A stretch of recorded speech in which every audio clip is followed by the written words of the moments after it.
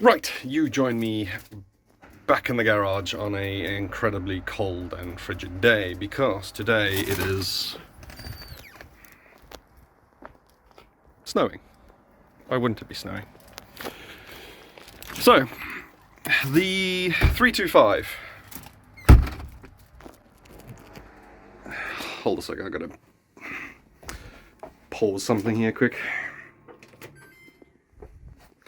The dryer is being used in the garage, so that's going to be a whole lot of excessive noise I don't need in the background while filming at the moment.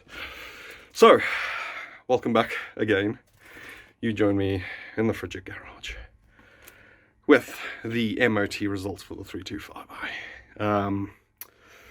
It failed. I had a suspicion it would fail, but in all honesty, I didn't look at the rear of the car because the problems really attained to the front, so I didn't pay any attention to the rear. And guess where it failed? So, fail, do not drive until repaired. Dangerous defects. Electrical wiring likely to touch hot or rotating parts. Offside rear. Brake wear lead getting nipped in coil spring. So, that's the driver's side rear brake wear indicator cable is going through the coil spring for some reason. Improperly routed, so we'll reroute that. Simple enough. Repair immediately. Major defects. Parking brake efficiency below requirements. Now the handbrake feels absolutely perfect, but the MOT tester told me it was on the driver's side. So again, rear driver's side is our problem. Brake pipe excessively corroded, offside front. Driver's side front hard line, corroded. Picked up a new one of those from BMW. Surprisingly, only £15. Very cheap. I'm surprised with that. Shock absorber has serious fluid leak. Near side rear. So passenger side rear. I picked up two with new bump stops. But seeing as it's snowing today, I'm going to do the bare minimum and only change that one. I am not going to put in the spare springs that we have either, because they're not needed for the MOT test, and I need to get all of this done so the car can get its retest done this week, because obviously it got a test on Monday, so I've only got 10 working days from the failure, so I pretty much got this week to do it, and that's not going to happen because it's supposed to rain this week as well. The joys of having a garage that is full of other stuff and I cannot fit a car in. Yay. And of course, if you're watching this, it's because you're like me and you probably don't like paying a garage to have it do them for you, you know, because shock absorber cost nigh on £50, and to have a garage put it in, add another 120 to 150 on top. So, and then do that both sides, and then, you know, let them do the wear indicator, and then tell them, you know, let them tell you you need a new one, which I doubt we need a new one there either. It just needs rerouting because we are not getting any errors, which means there are no shorts in the cable. Then obviously the front brake line, £15 from BMW, however much the garage is going to add on for that. The flex line I've already got for the front. I've already paid for that, so all in all £8 for that line as well. Whatever the garage is going to charge you. Then they're going to charge you to take it all apart and re-bleed the brakes, and then tell you you're probably going to need a brake fluid flush as well. And before you know it, you run up a bill of close on £400 to £500, which I am going to fix for the grand total of my self-torture for the next 4 hours. £50 for a shock absorber. Bump stops were £12, so let's say £6 for the side. £15 for the brake line. and £8 for the front line. Yeah. And then nothing to reroute the cable. Again, except my torture in this snowstorm. So, without any further ado, let's begin the torture. Well, it is very obvious that this shock absorber is dead. Extremely dead. Yeah, doesn't even return back to place, so yeah, let's get this out, shove the new one in, call it done. Okay, we are on the driver's side now, and the boot is obviously, well, the bump stop is actually quite damaged on this one, but the shock absorber is still fine, and for the MOT it'll at least pass with that. I'm doing the bare minimum at the moment just because time and the freezing cold weather currently. So this side, right, so this is apparently the cable that is running through the coil spring. Alright, I'll give it to them. It's in the vicinity. It needs to go down into this little clip over here, and obviously into a clip there that's no longer existent. So yeah, we'll get that sorted, and then we'll sort out adjusting the handbrake on this side. Right, let's get that done. In fixing this and getting it all situated and out of the way of the coil spring now, I have noticed the actual sensor itself had popped out. So I suppose we'll sort that out once we've adjusted the handbrake and everything, and we can go from there. So I found the problem for the handbrake, this spring is completely, just obliterated. And then the screw / little fitting thing like that goes over there and holds the shoe in place is completely non-existent. It's a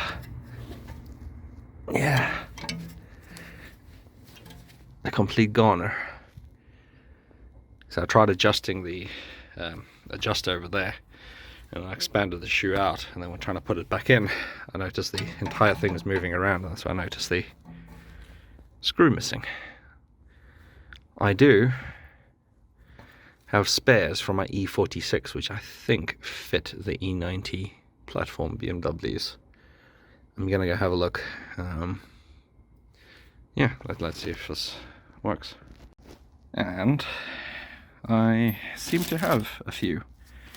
So this little guy should just, in some effect, fit through there. It's a little hard to do one-handed while filming. And then push in place and slide all the way in there. Yeah, you get the gist of it. I'll obviously do that off camera because I need 2 hands, but there we go. Well, that's the new ones in. Brake shoes now stay in place.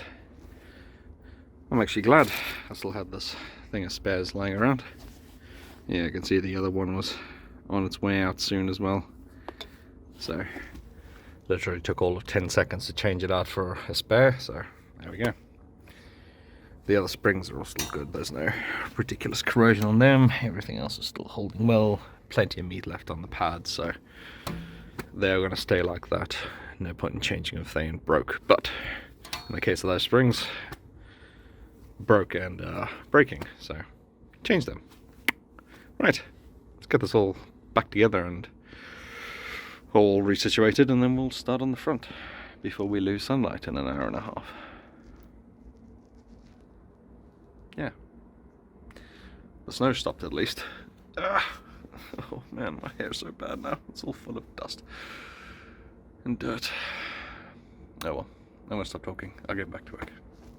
We are something along the lines of 5:30. Obviously it is dark. So, Old brake line's out, new brake line is in. See, new hard line and flex line all the way in. It runs all the way through there,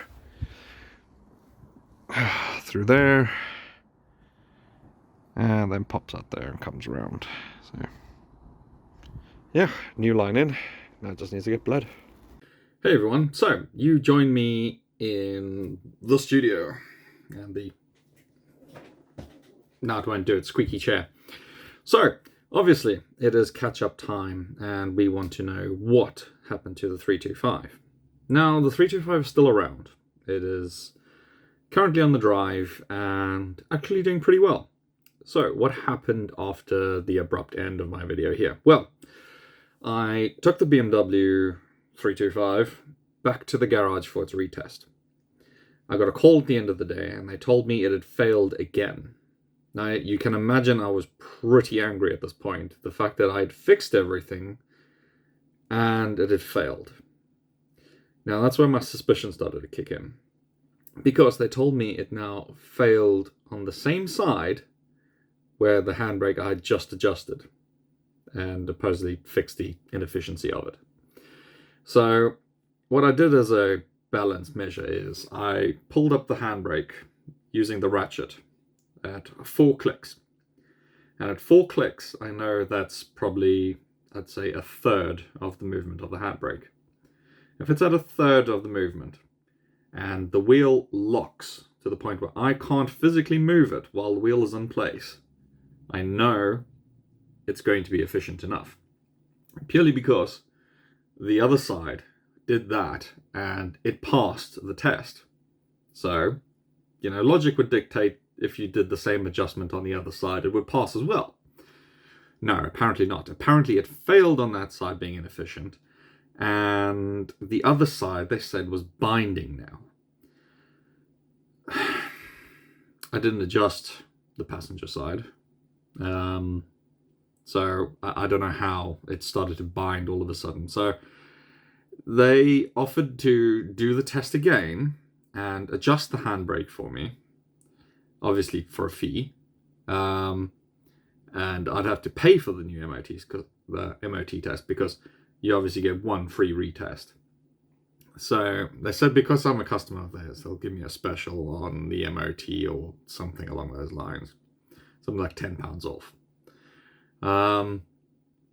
I obviously went to pick up the car after work, so I was not in the best of moods. So having to get that kind of bad news at the end of the day, especially when I wanted to drive this 325. I mean, as you guys know from the other videos, it is such a great spec car. Moving on. So I decided I was going to take the car the very next day to another garage in town.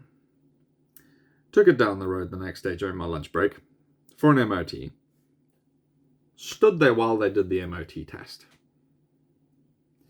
Looked with my own two very eyes at the roller where it passed on the handbrake. Perfectly passed on the handbrake. No problems. So yeah. And if you caught my previous video about the Supra failing its MOT as well, if you haven't, go check it out. It'll probably be up in the side there, and you're gonna want to see that, because I got a little more in depth of how the Supra failed its MOT for things that should have passed as well, from the same garage, obviously. The Supra, as a result, is also going, all my cars will now be going to this other garage for their MOT, and that's just it. I will not support this other garage anymore, because yeah, either their testing equipment's bad or there are people there that are just trying to make a quick buck. So I will not be their additional source of revenue, not at all. So yes, the 325 has passed its MOT. It is doing very well. It has been my daily driver for the past few months, actually, because it is currently the 22nd of March 2022. And the last I filmed on this was the 28th of November last year, where obviously I was dealing with this first initial failure. So yeah, there we go. 325 is passed. It's working very well. I am very happy with it. I cannot fault the car. It had a little hiccup a few weeks ago, but that's for another video, so stay tuned for that, and I'll see you guys then. So, if you enjoyed this video, I usually don't ask this a lot, but hit the like button. It lets the algorithm know, and obviously suggest the video to other people. And if you want to see more, and obviously what went wrong with the 325 afterwards, as well as some other work I've got planned for it, yeah, by all means, subscribe. And hit the bell icon. I've never said that one before, but hit the bell icon and you'll be notified, because I actually push the notifications to everyone now when I upload videos. So, to the previous owner, Jem, thank you very much for the £500 325. It's not a £500 car anymore, purely the parts and stuff I've had to put into it, and the fact that it runs absolutely amazing right now. One day if I ever get rid of it, I'll hit you up, just well, until then, you guys stay awesome, and I will see you on the next video.